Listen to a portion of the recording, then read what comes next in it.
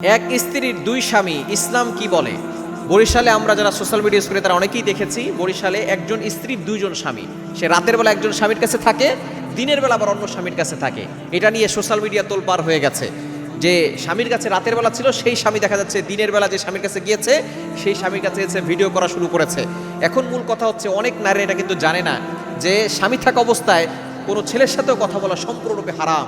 বর্তমানে এই পরকীয়া বিভিন্ন ঘরের ভিতরে ছড়িয়ে পড়েছে। আল্লাহ পাক রব্বুল আলামিন এটাকে নিষেধ করে দিয়েছেন।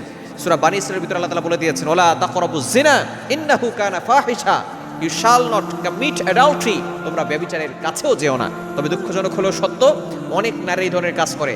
দেখা যাচ্ছে যে একজন স্বামী থাকা সত্ত্বেও আরেকজনকে বিয়ে করে, এটা কিন্তু সম্পূর্ণরূপে হারাম। একজন স্ত্রী দুইজন স্বামী একসাথে রাখতে পারবে না।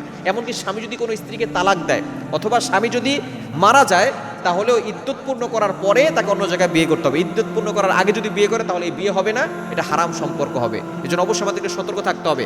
কেননা একজন স্বামী চাইলে আল্লাহ তাআলা বিধান দিয়েছে, নিসাউকুম হারসুল লাকুম।